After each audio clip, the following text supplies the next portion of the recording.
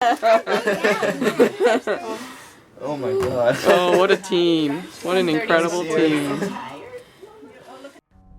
The beautiful thing about Vermont is that families are provided with options. They have choice in where they give birth and what their postpartum experience looks like. They have access to supports and services. There are so many people that make up the birth and postpartum team, and Vermont is great about giving families access to all of them. I find that two of the biggest issues with birth in the US and worldwide is the misrepresentation of birth in media. People don't really know what birth actually looks like and where it can actually take place.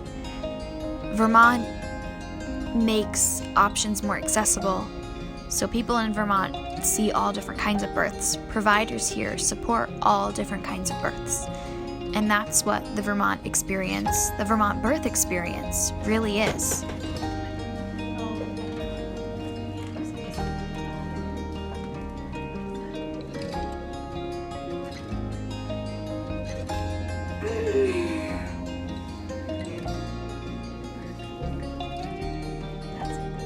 Oh God! No!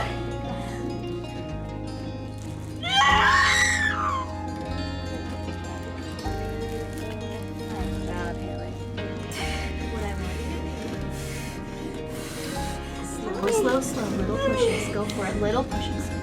That's it. Okay, stop. Stop. And I want you to lean back. Just make room for her. Okay. Go. Bear down again, little push. I think that people should be able to deliver wherever they feel safest and with whom they choose. And so different provider types in different settings all goes to that goal. I also am very passionate about, having that decision of when and how I'm having a child. I opened a birth center in Texas and practiced in both places for a while. And then we moved up here because my husband's father got sick, and noticed really quickly how different the landscape for midwives and out-of-hospital birth was up here. That really informed my decision to stay in midwifery.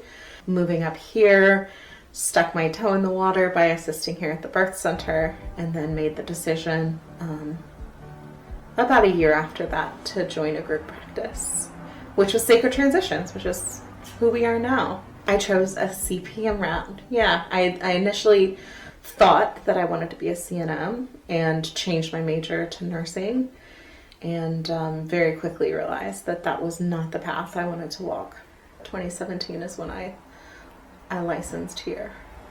So being on the border, you guys see a lot of families delivering, a lot of Vermont families delivering here as well.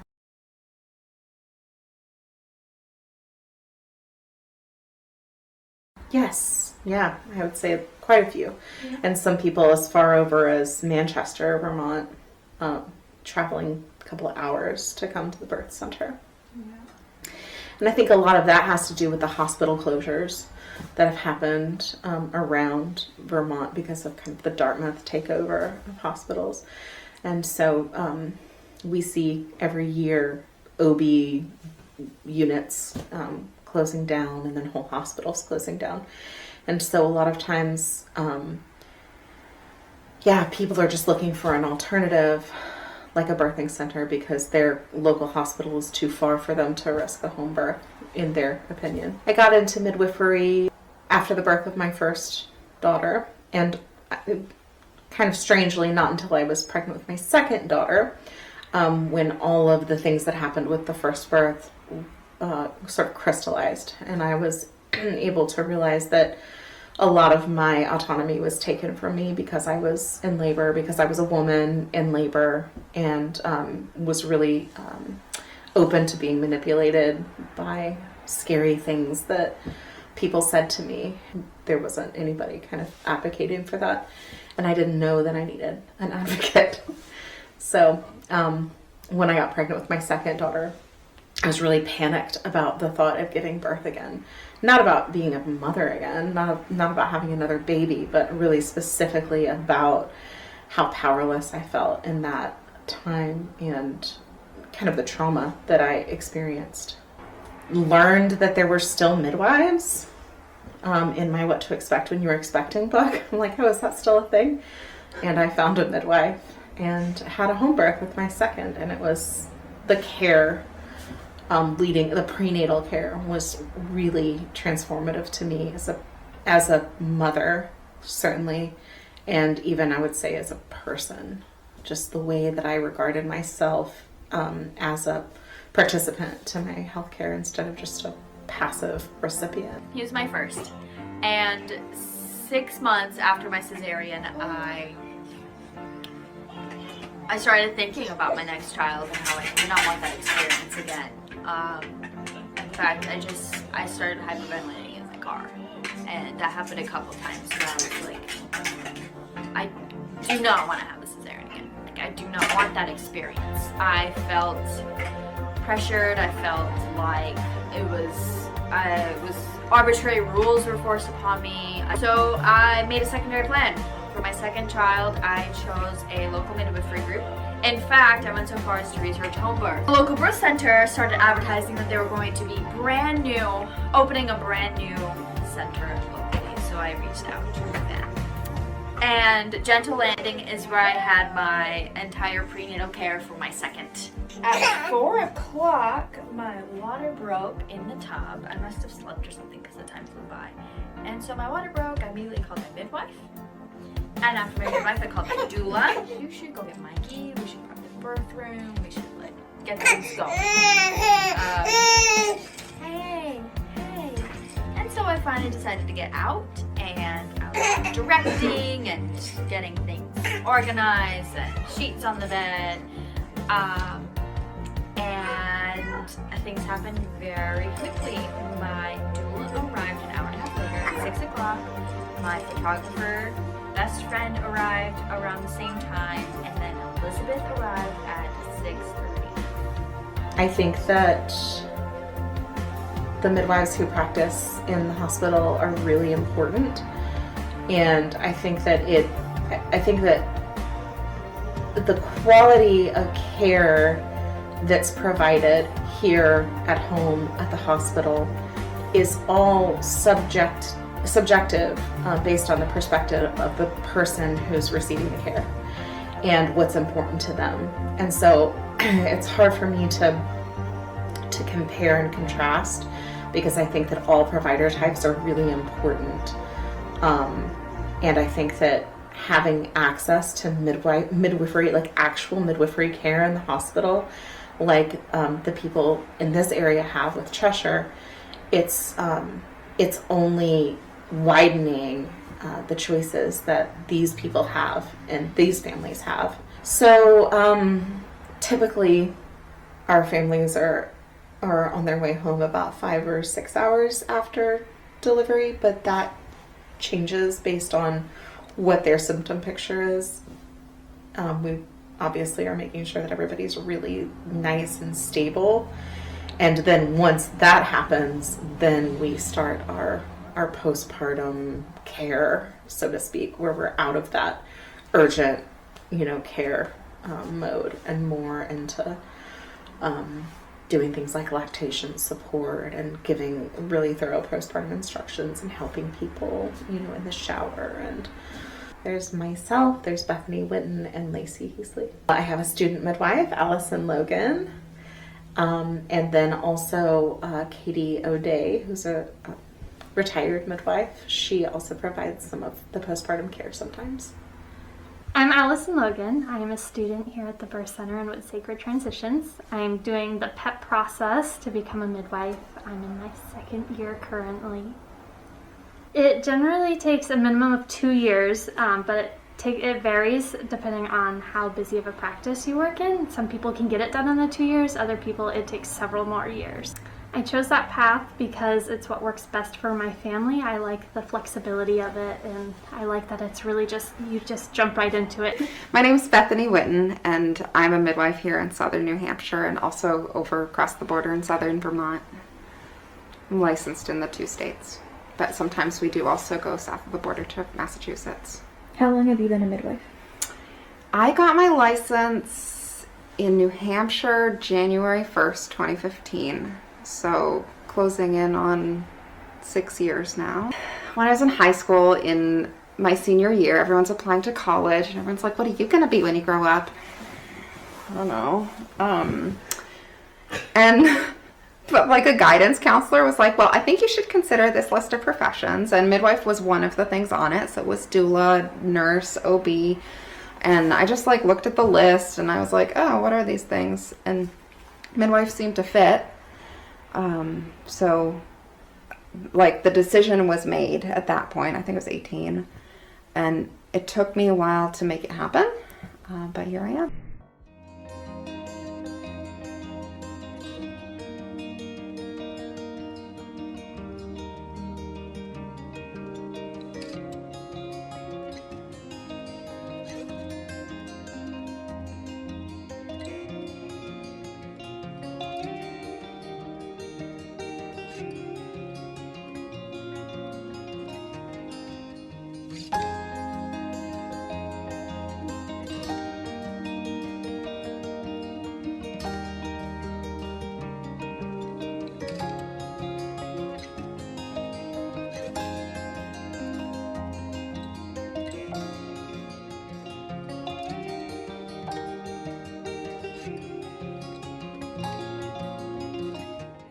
When I was looking at colleges when I was 16 and 17, and I realized that when you became a nurse you had options beyond nursing, and I discovered midwifery then, and 17 years old, and I said that's what I want to do, and I beelined it and became a midwife by the time I was 25.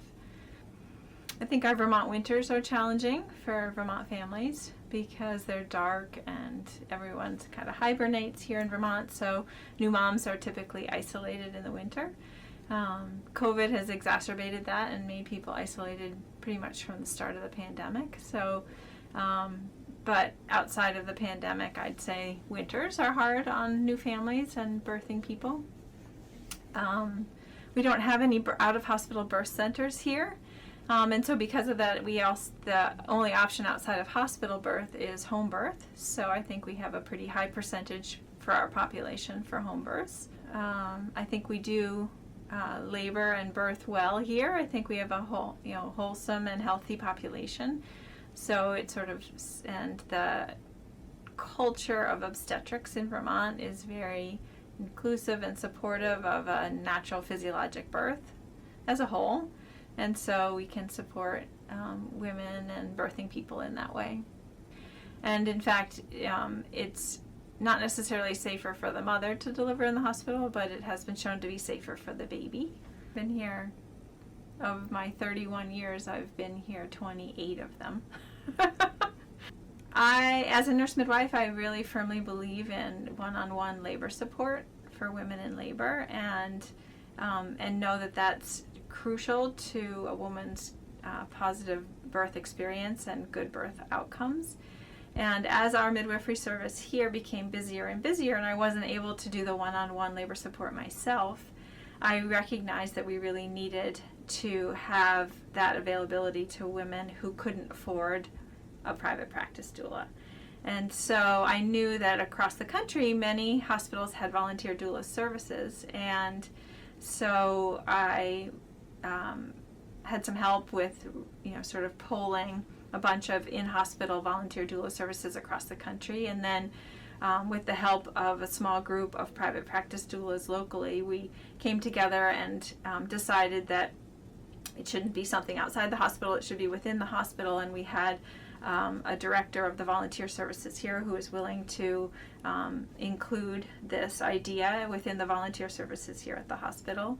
And then we began recruiting volunteers and training people to support women in labor for free. So it's basically a service that's designed to meet the discrepancy in healthcare equity and health disparity, so that we can support women who can't afford private, one-on-one labor support with a trained person who really understands how to facilitate physiologic labor and do that psychosocial emotional wraparound support in labor.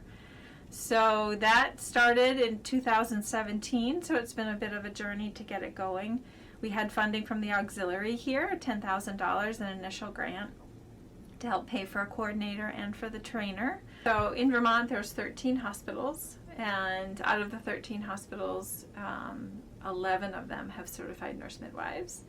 And I think the presence of having nurse midwifery within hospitals in Vermont is telling of the culture in saying that we really do promote, low risk physiologic birth when appropriate, and that's really, really crucial to our good birth outcomes and our healthy babies here in Vermont, and our low maternal morbidity and mortality. And while obstetrics is an amazing profession, coupling in midwifery with it really provides that holistic, balanced approach, I think, to childbirth. Midwives also serve women across the life cycle, so we don't just do childbirth, we also take care of women for their gynecological needs as young women and then all the way through menopause. So it's, our care is not just on childbirth, even though most people think of us as childbirth providers. So the hospital doesn't provide childbirth classes. There's a lot of local groups, mostly doulas actually, that do childbirth education. And so we have such great resources that way that we don't have to provide them. They provide scholarships, or they serve the Medicaid population, some of them, so we have great resources there. We have a lactation clinic within the women's service and in the child specialty clinic. So if there's a need for a newborn baby to have extra lactation support based on how they suck or tongue tie or anything like that, they go to the child specialty clinic. If it's a maternal issue more around milk supply or sore nipples, then they can come to our clinic and be seen. We have LCs up on the maternity unit so that the women who are learning how to breastfeed have support from lactation consultants there.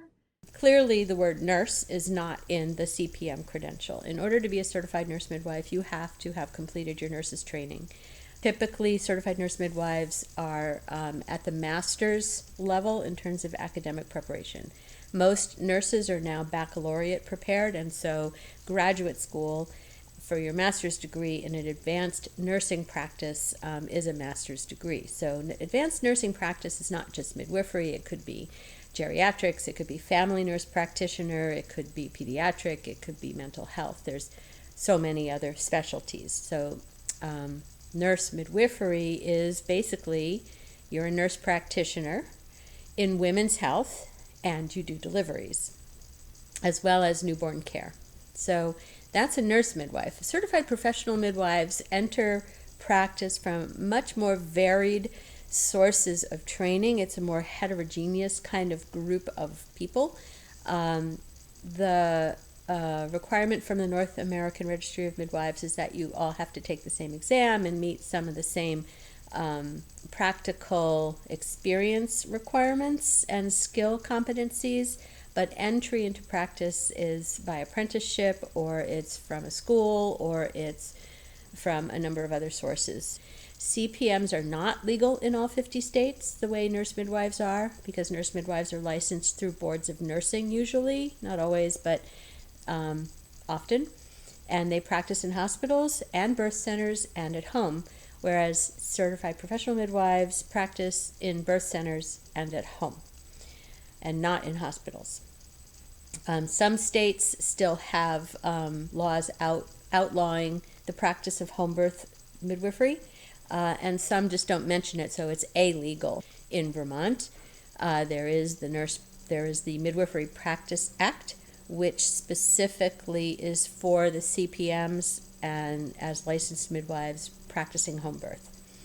So there are two laws in Vermont. One is through the Board of Nursing, where nurse midwives are part of the Advanced Practice Registered Nurse law, and then the other is the Midwifery Practice Act, which is specifically for home birth. The United States is unique in the world for this bifurcation of types of midwives. And Marston Wagner, who unfortunately has passed away, but he was a huge advocate for midwifery practice, whether it be home hospital or birth center, and he was at the World Health Organization for a while in the maternal health division, promoting midwifery service all over the world. And the way he put it was an accident of history. That was his quote. In the United States, there was an accident of history that ended up being expressed by these two differing branches of midwifery practice and legalities, and also resulting in a tremendous amount of confusion amongst the public as well as amongst healthcare professionals in general, and amongst midwives to a certain extent. Everywhere else in the world, there's one kind of midwife, and the law is clear as to what that midwife can and cannot do and where she does and does not practice.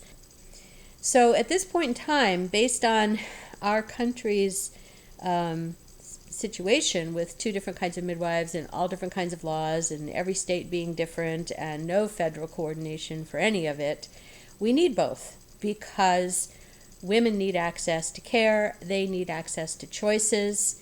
What suits one woman for her birthing situation does not necessarily suit another.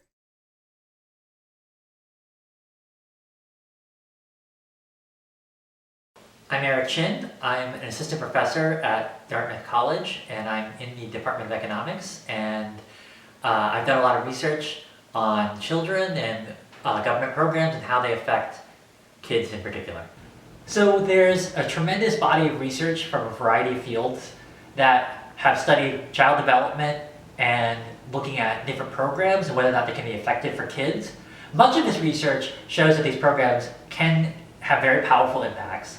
And in particular, programs that are targeted to begin in early life have substantial impacts that even occur in the very long run. So for example, educational programs that target children who are between the ages of 0 and 5. So those programs have been shown to have long-run impacts improving kids' health and future employment outcomes. So we've gotten a lot of good evidence that suggests that early life interventions and educational programming has really important effects for kids. So a lot of the research that I just mentioned is about programs that are directly trying to teach and help children themselves. I think it's fair to say that we have relatively less research that focuses on parents and studying how parents could change their interactions with children, but I think that that's an area of ongoing and future research that we really need to learn more about in terms of understanding whether there are programs out there that could also help improve parenting.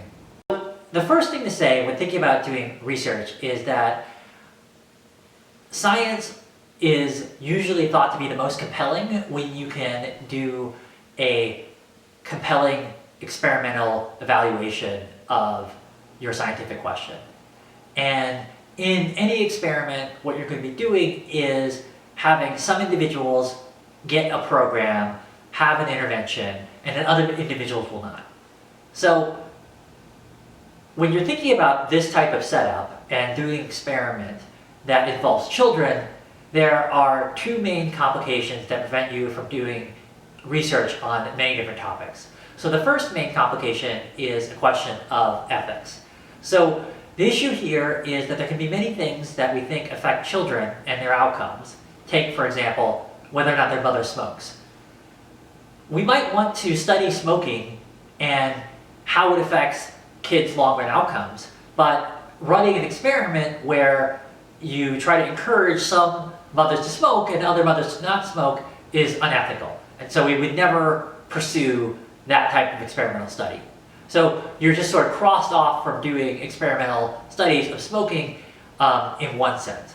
So that creates a barrier for learning about certain types of research questions and topics and how things might affect children. The other main complication in doing research in social sciences and then things that relate to children is that some types of programs or interventions that you might want to study in this rigorous experimental context, they can be very expensive, and so it's infeasible to actually run a sort of large-scale experiment that would involve thousands of children potentially. And so it's often, that cost aspect is often another one of the barriers that researchers face when trying to learn more about what affects kids. became pregnant with my first daughter, who's now 14. And it really shifted just everything in my life, as it often does for people. And I started to really be very interested in the emotional, psychological, spiritual side of pregnancy, birth, postpartum, as well as the, amazing science/miracle side of it all. And it just shifted all of my focus in grad school. I ended up taking 4 years to get a 2-year master's degree. I had another baby along the way, my son, who's now 12. And all of my focus and all of my energy and all of my research and interest really went into this journey of pregnancy, birth, and postpartum, and how people navigate that and how people are supported in that. In the last maybe 5 or 10 years, there's been this explosion of interest, thankfully, and opportunities for people in perinatal mental health. And I sometimes wonder if that had happened when I was finishing up grad school, would I have gravitated into one of the clinics or centers, maybe in New York City. So I started teaching prenatal yoga specifically. I was nursing my own children. And so through that, I got connected with the La Leche League, which is an international breastfeeding support network. So I started helping families as a La Leche League leader, we had these meetings at the time where I lived in New York. We had these meetings in people's homes. I've had meetings in lots of different places, but there was something really nice at that moment about that. I could have my own children with me. I said, well, obviously I can't be there for everyone, but for some of the families that I'm getting to know in the prenatal period, I could potentially be at their birth, and I could help create an environment for them that mirrors their hopes and their dreams for that kind of environment. One thing that's interesting to me about birth trauma in particular, that I've learned along the way, is that oftentimes it's not so much about the birth outcome, if you will. So, someone may ultimately have a surgical birth, or they may have an unmedicated vaginal birth, and it's not necessarily the mode of the birth or what's happened during the birth from a science medical standpoint. It's often just how they felt, if they felt heard, if they felt seen, if they felt cared for. The family has been the on-call lifestyle. One of my children struggles with anxiety especially, and it's been really hard for them to kind of, throughout the years, this idea of like, mom might leave at any time and who knows when she'll come back, and trying to foster communication with my family throughout that process, but also be really present for my clients when they're going through, this life-changing event. It's strange when you're at a birth as a doula, especially because usually they're longer than anybody else is, right? You're there from an earlier time frame than maybe, the midwife or the doctor is. And it's almost like time stands still. It's almost like you're in a completely different realm and the rest of the world is going on with what they're doing. So, before the pandemic, my kids would be, going to school and after school things and who's picking them up and what's happening now. And they're going to bed and they're brushing their teeth and, all these things. And I'm sort of in this timelessness space when I'm at a birth. So, finding those moments to quickly check in with family, and they always want to know, when will you be back? I'm like, I don't know, I don't know when babies come. Babies come when they come, but that was probably the biggest challenge for me, was the on-call. And it's still a challenge when I'm on call for a birth. Everybody in the family is sort of operating on a little bit of a different level about when I might leave and when I might come back. But when I was working full time and I was getting called to births, pretty frequently, it was hard. It was very hard. I think my own sleep cycle started to get really messed up, and I was also doing postpartum doula work and doing a lot of overnight. So I got kind of in a wacky place with my own sleep, and that was definitely a challenge. Getting to know people and families, I love helping them see that they're capable, and highlighting their strengths and mirroring those back to them, and being a resource for good evidence-based information, but also just honoring people's intuition. I met with a lactation client today, and she was like, well, I think this is what's going on, but I don't want to tell you. I don't want to cloud your professional assessment of what's going on in my life. And I said, you've been living this for a few months now. whatever you have to tell me is really the most important information. And so really telling people that they really do know their body the best. They really do know their experience the best. They know their baby the best. She said, that was so cool. You know, when you guys came in and you just asked me what I wanted, what I should do, because I kept waiting for you guys to tell me what to do. And I was like, yeah. And I kind of kept waiting for Lonnie to tell us what to do. And you knew all along, like you were the power, you were the source of the power. So that has always stuck with me. Do you think that women have easier births and labors? I think you see less anesthesia use, so it's cost effective. People have less postpartum depression. Doulas are helpful in all kinds of environments. Many people assume that a doula is only for those who want a home birth or a birth center birth, or maybe their main goal is to have an unmedicated birth experience. Every birthing person might have different goals, different ways that they want to labor or give birth.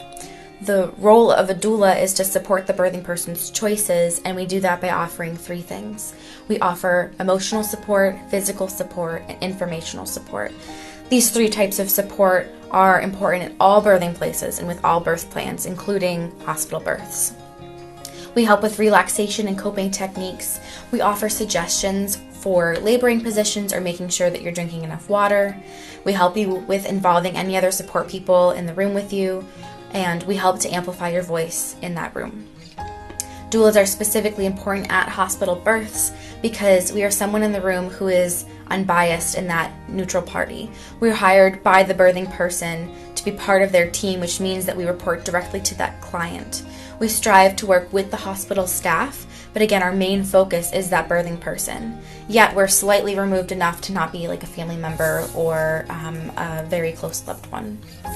There are many situations where having the professionalism, compassion, and dedication that a doula can really bring to add a whole other level of communication, informed consent, narration of care, and connection.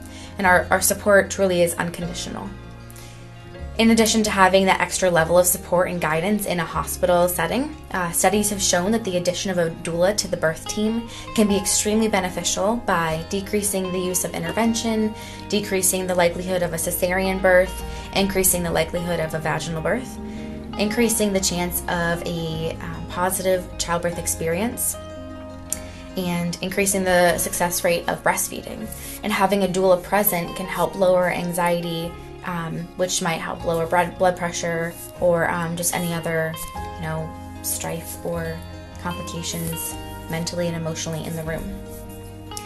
We doulas are trained and experienced in the physiological process of childbirth, and we focus on nurturing and informing the birthing person rather than being tied up with the medical or clinical tasks that are already tended to by the hospital staff.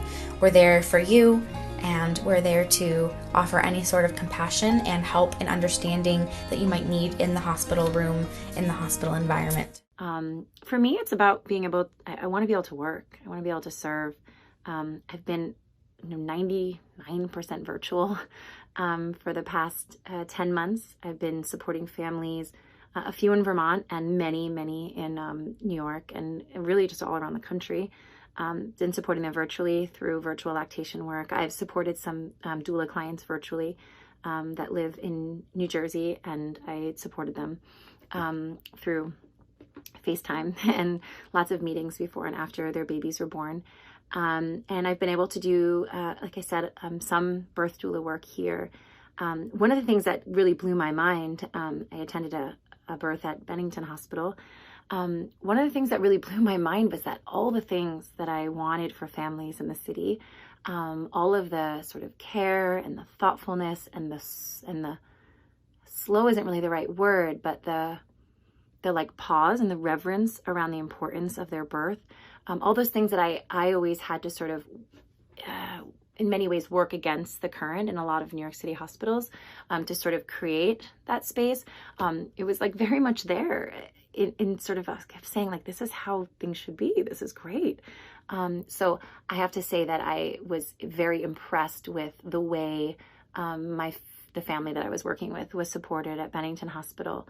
I was really impressed with the care and the thoughtfulness around, informed decision making and questions being answered, and not feeling rushed, not having babies taken away really fast unnecessarily, which is something that in New York and New Jersey, there is just sort of a rush. There's a lot of people giving birth. And so the nurse that comes in to weigh your baby, she might show up 30 minutes into the golden hour instead of an hour because she's got a bunch of other babies to go weigh. And I lived that reality when I was working in a hospital in Hoboken, and I sort of understood better why what we consider to be best practice isn't always practiced because of time constraints and staffing constraints, which is not an excuse. It should always be a practice for families. Families deserve that. But I could see why it wasn't always practiced. And here it just felt like there was like some spaciousness. I guess that's the word. There was spaciousness around the experience. And that created this sense of kind of reverence and awe around that family and them getting that care in that way. Basically all my close friends are birth workers, so or therapists. And I think it makes sense because we all understand each other. And, if I am stressed about something or concerned about something, I can reach out to my friend who's a lactation consultant, and my friend who's a therapist, my friend who's a birth doula, my friend who's a midwife, and we understand each other's challenges and successes. It's also reaching out when something really joyful happens. Oh my gosh, I can't believe, these twins are exclusively breastfeeding, which is everything the mom wanted, and it's actually happening, ideally see me as somebody who kind of comes in under them to serve and support and lift them up and hold them if things are hard, and then watch them soar. Because I was low income and on state insurance, so I was on Medicaid, everything is supposed to be 100% covered. Natal, postnatal, birth, delivery, like everything. I qualified under that plan. However, under this 100% coverage, I had to pay my midwives $2,500 out of pocket. The midwives told me that insurances do not have the codes, have decided to arbitrarily not create codes for the services they provide. Families who come here for care, they may initially want a birth center birth and then realize that their Medicaid coverage, their insurance is not going to pay for a facility fee. So they end up choosing a home birth. And some people are able to choose a home birth. They don't live in a tiny apartment where they can hear their neighbors through the walls, but some people don't have a home setting that they feel comfortable having a home birth. So that barrier to access is kind of a big deal. Maternity care is really there's some low-hanging fruit there. If we prevent one baby from going into the NICU, you've saved thousands of dollars. Level, you've decreased the C-section rate. There's your cost savings right there. Is going to save Medicaid and private insurers huge amounts of money in the long run. Here in Vermont, we really care about our health and wanting everybody to have options, but it's not something that every single person can necessarily afford to do. And I think it is a thing that we pride ourselves as Vermonters in making choices available to everybody, which is what Medicaid coverage really opens the door for. Every family benefits from overnight care, whether it's so that they're getting a full night's rest, or it's so that they have meal prep in the morning, the house is clean, they have support with breastfeeding, or whatever feeding option they choose.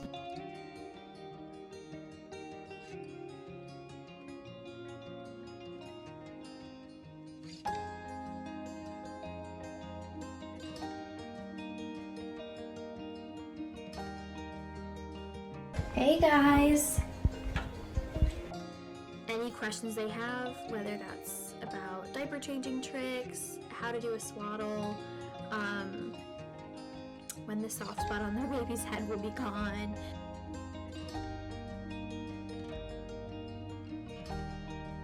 There's something very special about providing a family with overnight care.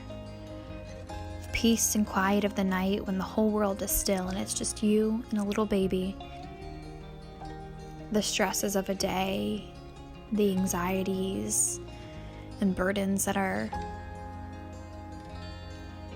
causing me whatever kinds of feelings all seem to disappear, because I look down and I remember just how simple things really are.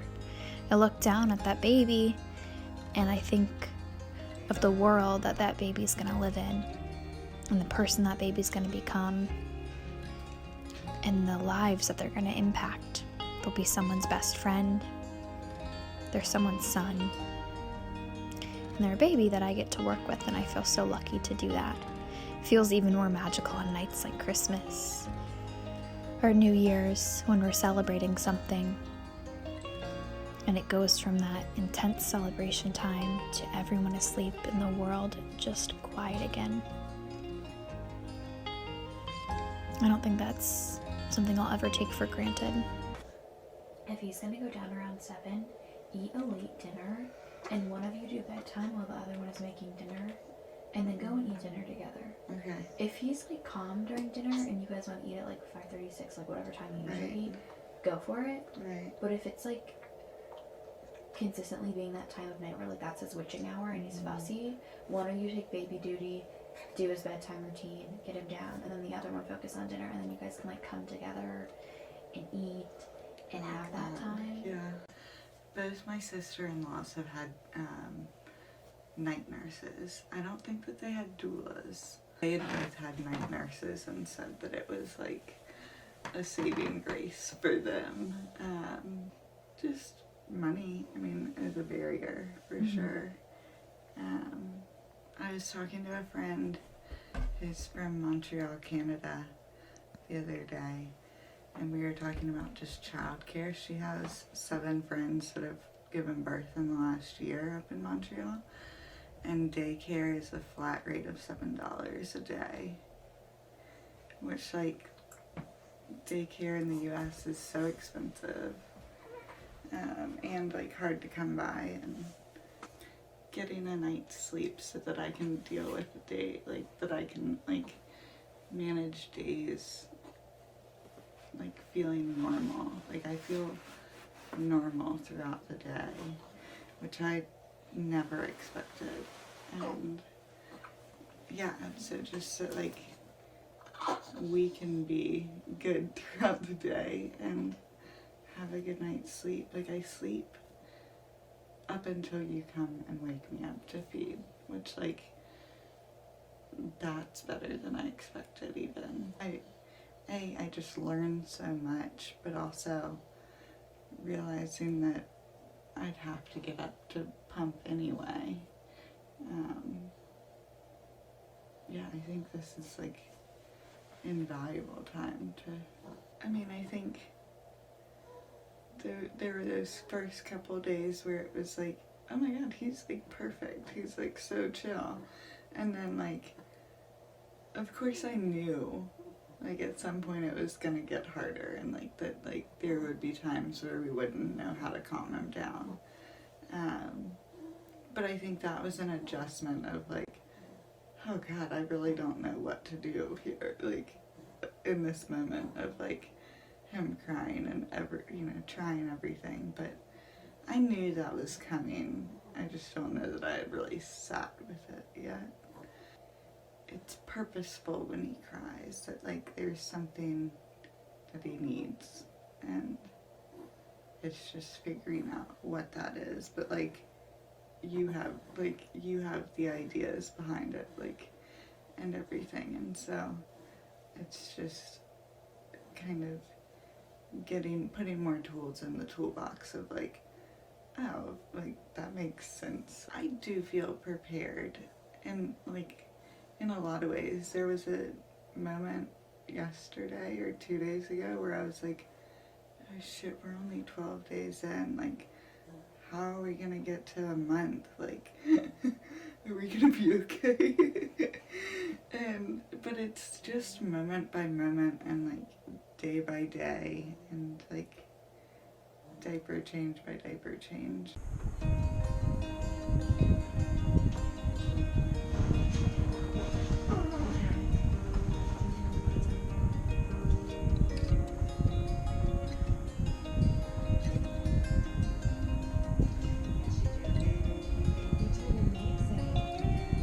The moment a child is born, the mother is also born. She never existed before. The woman existed, but the mother, never. A mother is something absolutely new. This is how we take the fear out of birth. by honoring and embracing all the many possible variations that birth encompasses. In this way, every birth is a natural birth. Each of us is part of nature, not separate from it, and nature is always stunning in its variety. Your birth, then, is part of the natural world, however it unfolds. Laurelyn Curtis.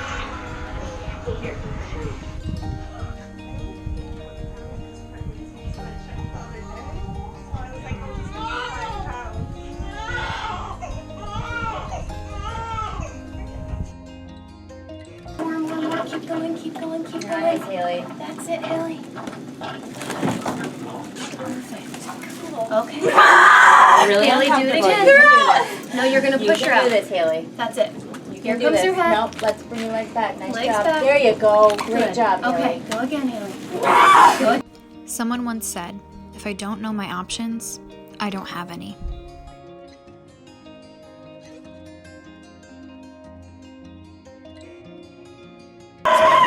Okay, Haley, way back. Push. Again, Haley, go. Push. There you go, baby. There, baby. Yay! Yeah.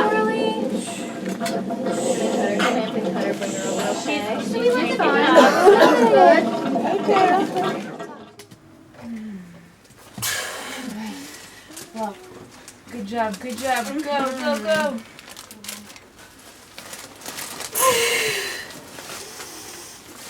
She's coming, Bridget. So she pushes. There's a little bit of dark. That fan needs to still be on. 24 inch down, you should feel like that. Fan needs to be off right now? Yes. Yeah? The baby's warm. Can you put a cold washcloth on her head? Yes. So this is what I'm going to do. No oil down here, okay?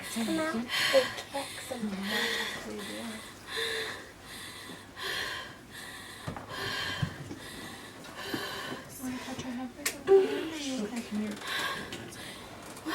you want to touch her head? So just Mexican action? We're going to go together, okay? And my hand's going to be here.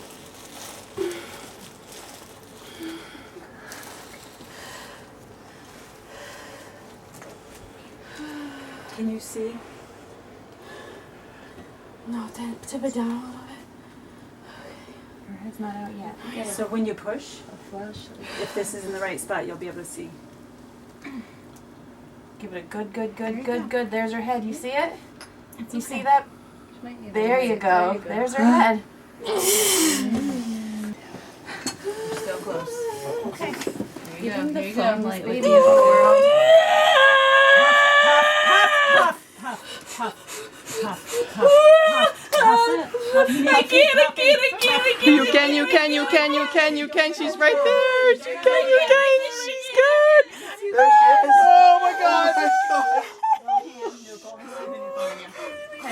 You're doing it. Your baby's right there. I can't stop. Do it. That's okay. There she is. Yep. There you go. Get her out. No problem with that shoulder. Oh my God, it's a little hand.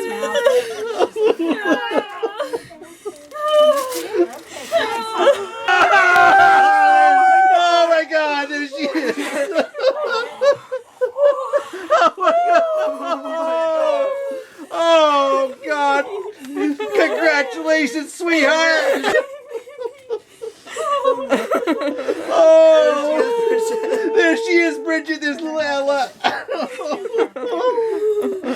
You did it, baby. Can you put that in a good safe spot? How's the light doing, Peggy? You want more Everybody light? looks great. The light is perfect. Okay. What a cute little person you are.